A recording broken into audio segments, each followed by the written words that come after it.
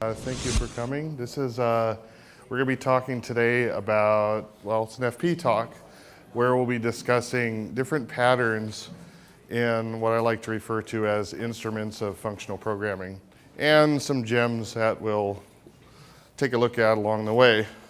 So, when I'm talking about patterns, I'm referring to the fact that our brains are evolved for pattern recognition. That's the driving force of how we reason. And there's a great paper on this by Mark Mattson from Johns Hopkins University. So I talked a bit more of this at length last year, where we talked about object-oriented programming and how it doesn't quite live up to its promises, and how that applies to patterns.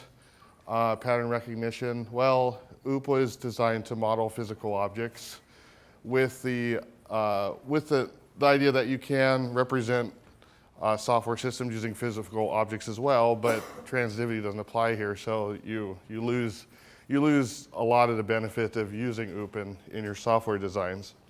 So we're going to look at first a world without referential transparency, which once again it's become a pretty well-known phrase at this point, but just to recap, referential transparency is about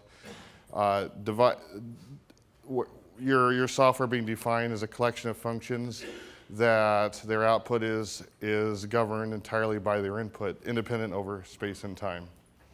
So take a look at this. Now, if you stare at this for about 30 seconds, you might sort of see what's going on. But you're not seeing it right away. You have to sort of parse through it and you know, spin up a Turing machine in your head to grok what's going on here. How about this? You probably saw it in about 5 seconds, maybe even less. Because you recognize the pattern, okay, this is SQL.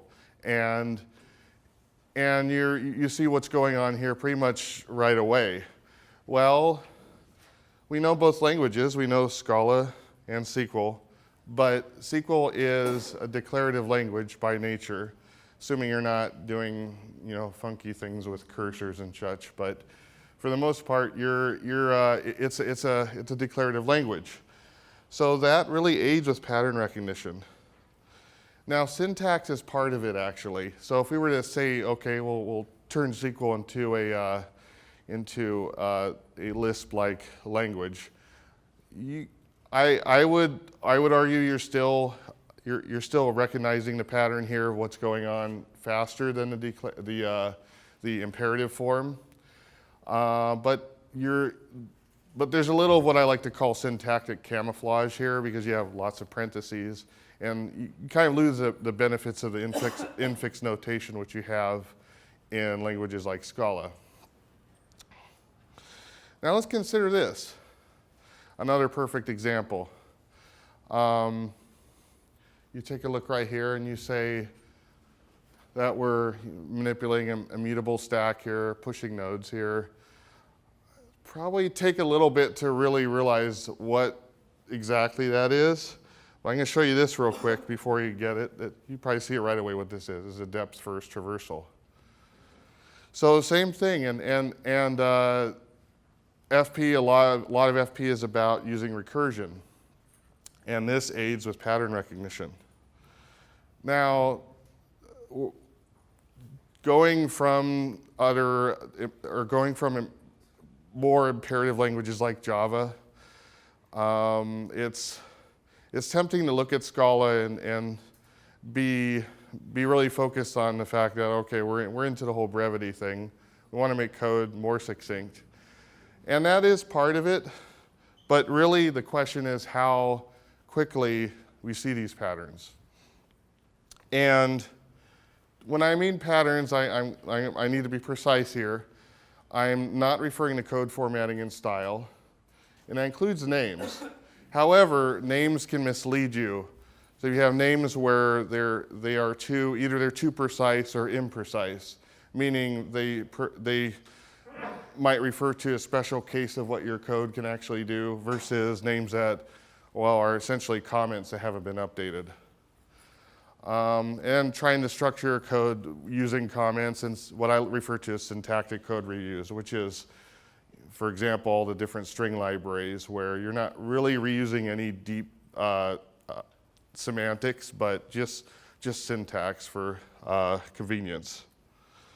So today we're going to be looking at a cross-sectional view of some of these category theory concepts. Once again, I like to call them instruments of FP, pure FP. And we won't be going too much into the rigor, although I will be showing applicable laws. I see going into the more rigors of category definitions in the future, so that's why I put the little, at least for now, on there. So, okay, so we know what I mean by patterns. What do we mean by gems? And, well, let's look at an example right here. Like, say you have an imperative description of a conditional. Well, here's a nice gem right here. You can actually fold on a Boolean for true or false. So not too many people know about this. It's really quite nice. It just says you can fold on other data types. And here's another one. And it's essentially, it's a fold catamorphism, which is actually a fold here, on an option. So if there's a value there, we're going to turn it to the length. If it's not there, we're going to say 0. So once again, you see these expressions here, and you can instantly see what you're doing. And once again, this is referred to as a catamorphism, and you have flexibility on actually performing these on a variety of algebraic data types. And just to keep the slides from the font size from going down to 12-point font, I'm trying to, we'll leave imports to the end, but I promise I'll be showing some import statements so that you know, if you want to use some of this, you can. So what I'm referring to here, this is sort of a consequence of taking a cross-sectional view, is that I'm referring to this notion of sequential chain computation that is declarative. Okay, and you'll see what I mean by that. And by explaining what that is, this right here is not sequentially chained. You can perform the power of 2 of these values independently. Of course, reduction is going to walk through the sequence there. But the point is, this is not what I mean by sequentially chained declarative computation. However, this is, except it's imperative. And we're saying we're performing a sequence of steps and then perform an effect on those steps. Now, referential transparency comes back again. We have to assume that these are referentially transparent, or our reasoning goes out the window. So just keep that in mind. Now, it's easy to take for granted what we're doing here when we list steps here, then perform an effect on them. So I'm going to try to be as precise as I can about this and say that, okay, these are statements, and there's a governance of these statements, which is by a procedure block. So there's no laws or constraints, and no real conditions dictating the constraints on those on the procedure block. So we can, however, if we're leveraging the function signatures, then okay, we have constraints here, so we can compose them as so. And the compose and then just shows 2 forms of this. So here we do have actually some governance here, but it's on the signatures on the functions. And this is starting to touch on a really important aspect of FP, which is that all of the structure and intent of what you're building, ideally, this can be represented by your function signatures. And this is really interesting because, well, notice there's no real names here. And the point is that we don't really need names. They just sort of act as placeholders so that you know which values we're talking about. But the point is the types. And here, I mean, you probably look at this, you can guess what this does. You have a list, return int, that's probably, we're gonna return the length of the list. Right here you have a list and you have an integer, that's probably gonna get a single value from the list. Right here, you probably guess what this does, right? Anybody wanna? Sorry? Sorry? That's, yeah, this is a find, and then the second one's a filter, yeah. So you see the difference there. So this is a find, and this is a filter. Of course, that'd probably be an option int, but anyway, find first. And then right here you would have, you can probably guess what this last one is, right? Partition, yeah, exactly. Now, of course, some of these you could probably think of maybe a few other cases that these could do, like right up here. Maybe this would be returning a value index from the end to some arbitrary point. So a fun exercise would be to take these and split these further until you reach a point where you can't think of any, multiple meanings for the different functions. Okay, so we're going to define a full-fledged context as a monad. And this will be, we're going to call it the planet monad. All right? So something you probably haven't had to do yet, so which is why I chose this concept. So I don't want to have some sort of incidental associations with what I'm defining versus the concepts I'm explaining. So we're going to define a planet monad.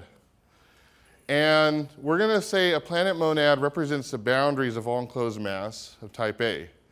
And what I mean by that is, well, A represents really the stuff that the planet contains. It's really the planet. But planet of A is, well, is this Earth? Is this Mars? Is this Jupiter? And it's going to be lawful. And I want to step through the laws real quick here. Where let's say we have a function that takes in a mass and gives us a planet A. Well, the left identity law says that if you take a mass and lift it into some sort of arbitrary default planet and flat map it with F right here, then you should get the same planet that you would that would materialize when you pass mass to F. Now, when you look at this in for comprehension form, it's actually easier to grok the law. And you're going to see that a lot in this, and that's actually an example of a pattern right there, because with a for comprehension, once again, for folks that may not realize this, you're really doing a sequences of flat map followed by a map. Okay, so people refer to it as sugaring, syntactical sugar. But this actually, once again, syntax does play a role in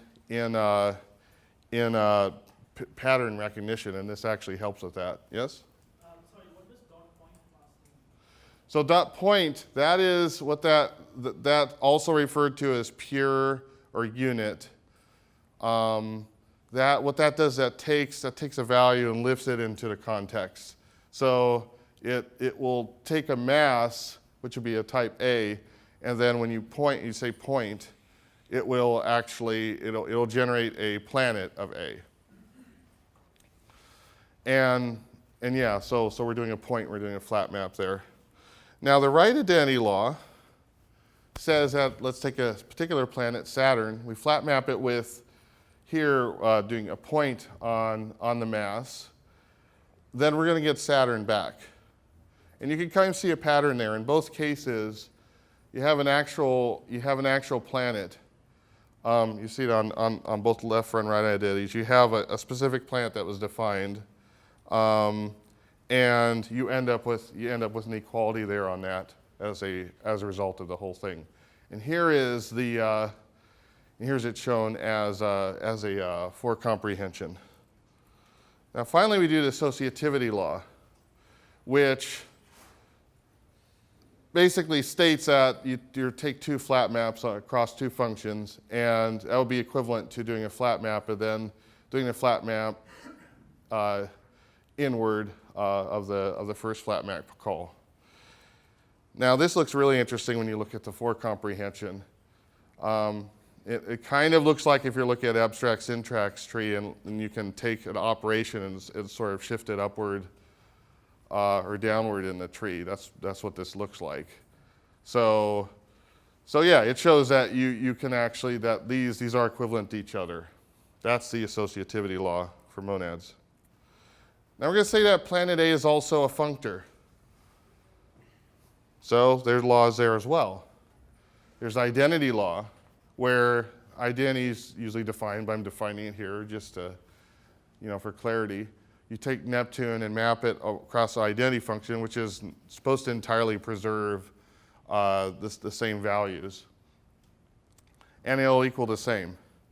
And then you have the distributive law, where you could do two maps, or you could do a single map and then actually just call the second function inward there directly. So these laws have to apply for your functor to be well formed.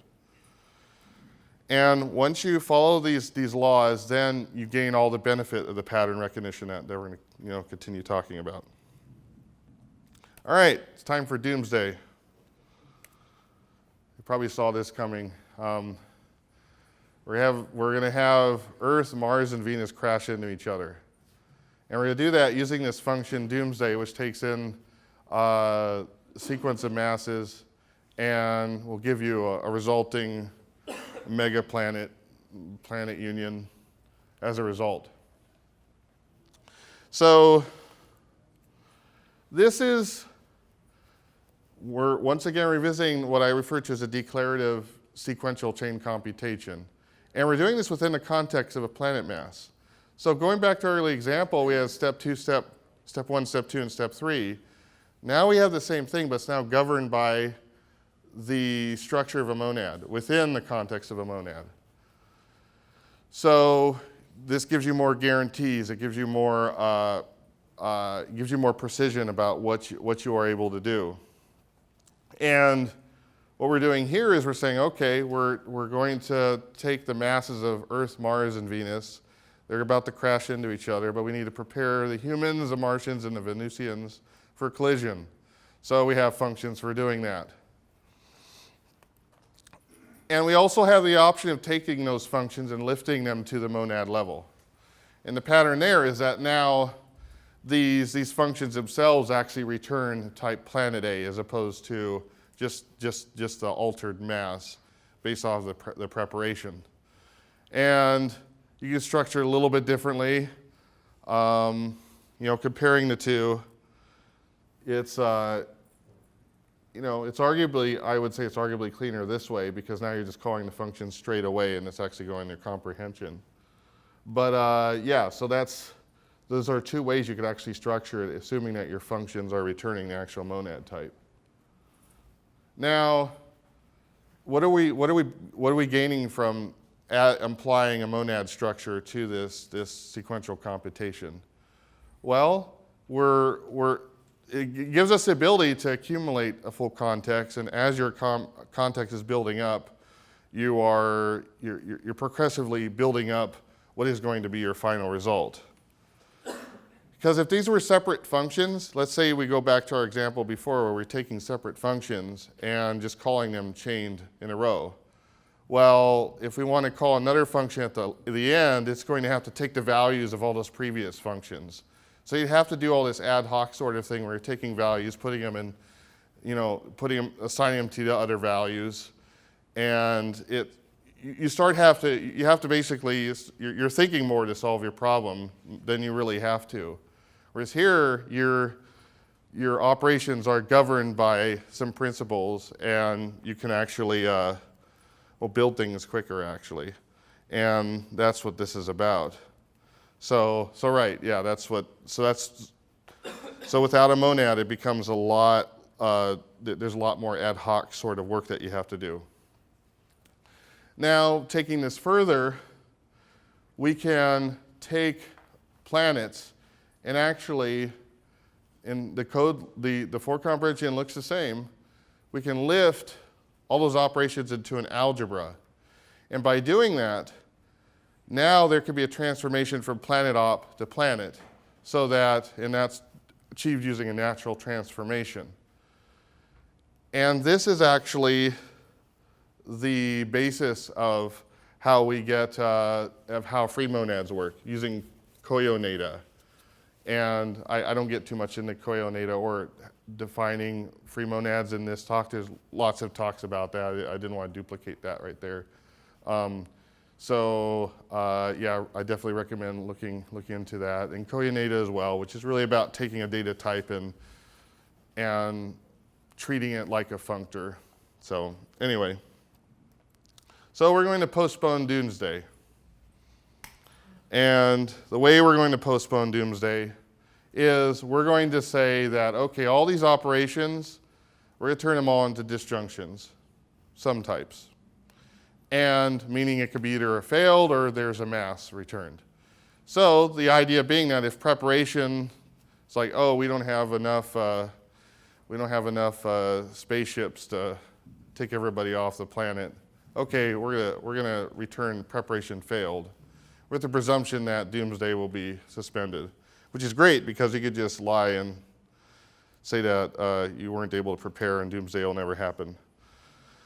So time for another gem. For disjunctions where you have like either an error condition or a value as your result, you can perform a merge if both sides are of the same type.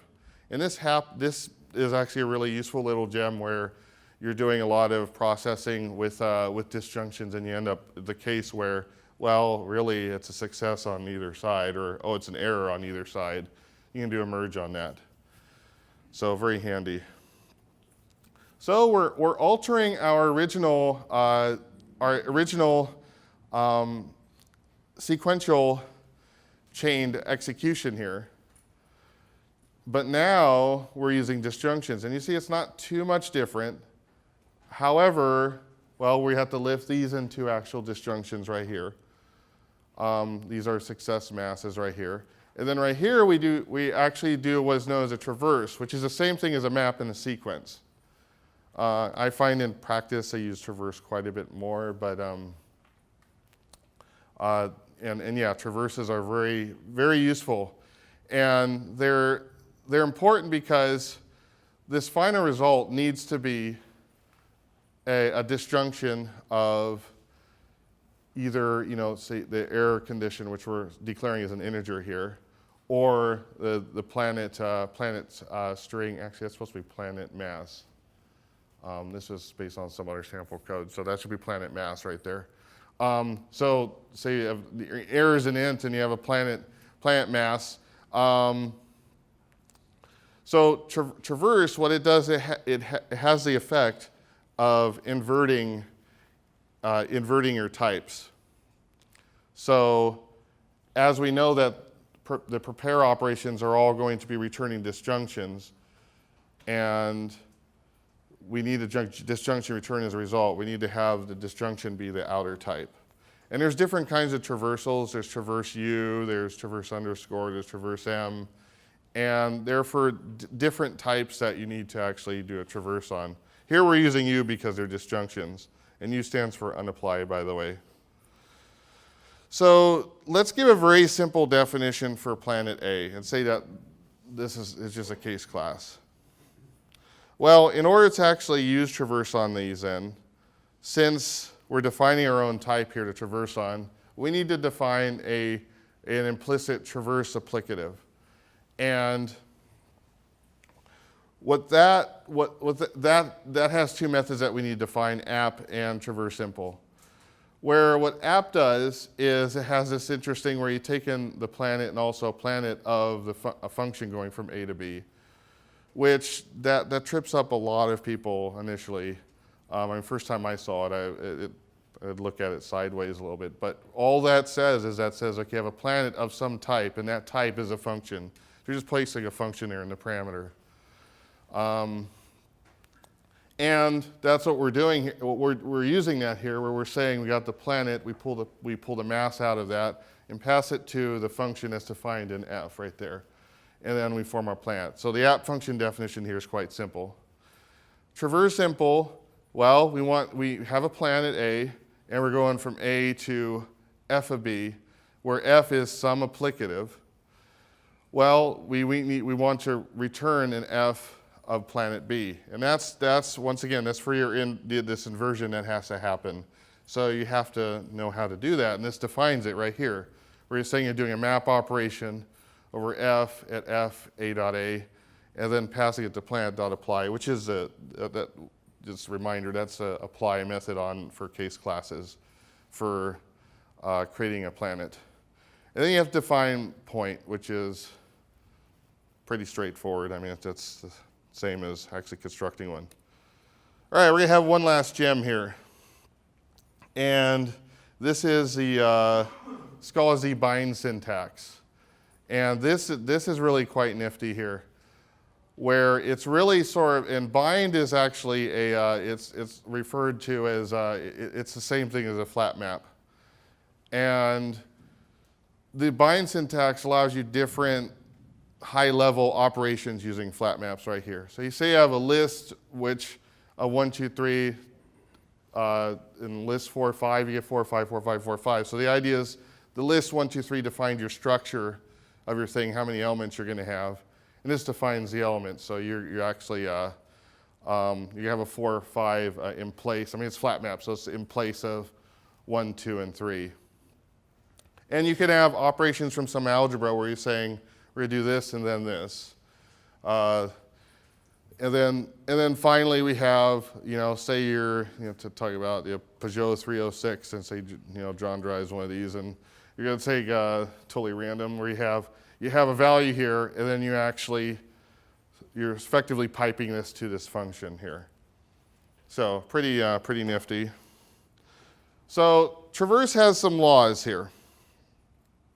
And I'm going to go over these. So we have identity traverse, which is saying that if we're traversing, we're doing this sort of flip of the structure again. If that type is an identity in there, well then that's going to be simply equal to if you were just to do a map. Okay, so it's kind of a degenerate case of a traverse where your outer type is an identity. So that has to hold true. If it doesn't, then something was wrong with the way you defined your traversal. Then there's this notion of a sequential fusion, which is where you have these two types. You have the two types M and N, and you want to be sure that if you're doing actual traverse, and you're doing a map on traverse and traverse inside, that's equivalent to if you have traverse on the outside and a map inside, and then doing a compose. So there's a lot of syntax here to trip up on, but as you see the patterns of this more often, you can catch the essence rather quickly, and it's quite astounding how over time that comes natural. So I definitely invite folks to take a look at these and get familiar with them and see the patterns that emerge from these. And there's also a purity one as well, where you can say that you have a traversal and a point being equivalent to the point operation, given these definitions up here for applicative G and then equal G and F. And then we have another one called naturality, which is given a natural transformation you have defined as nat. You can there's an equality between if you have natural transformation on the sequence, which is a sequence and a map and natural transformation inside. And the last one is parallel fusion, which these are really clever names, by the way.